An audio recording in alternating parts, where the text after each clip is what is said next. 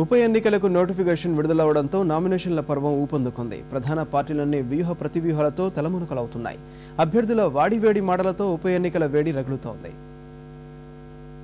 ఉప ఎన్నికల్లో అభ్యర్థులు తమ అస్త్రశస్త్రాలకు పదును పెడుతున్నారు. ప్రజల్ని ఆకట్టుకునేందుకు పోటీ పడుతున్నారు.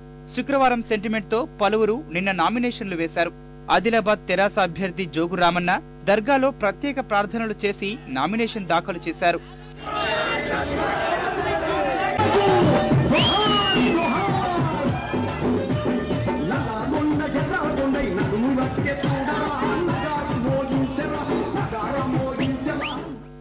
కామారెడ్డిలో కాంగ్రెస్ అభ్యర్థి ఎడ్డ రాజారెడ్డి సాదాసీదాగా వచ్చి ఒక సెట్ నామినేషన్ సమర్పించారు. మంచి రోజు కావడంతో నామినేషన్ వేశానని, మరోసారి కాంగ్రెస్ నాయకులతో కలిసి వచ్చి అట్టహాసంగా నామినేషన్ దాఖలు చేస్తానని ఆయన చెప్పారు. మహబూబ్ నగర్ జిల్లాలో 3 స్థానాలకు 6 అభ్యర్థులు నామినేషన్లు సమర్పించారు. ప్రధాన పార్టీలకు చెందిన పలువురు డమ్మీ అభ్యర్థులు నామినేషన్ దాఖలు చేశారు.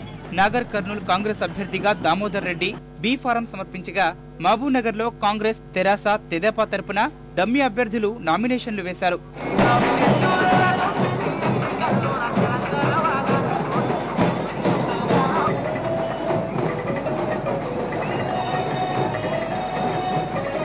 మహబూబ్ నగర్, నాగర్ కర్నూల్ నుంచి 2 స్వతంత్ర అభ్యర్థులు నామినేషన్లు సమర్పించారు.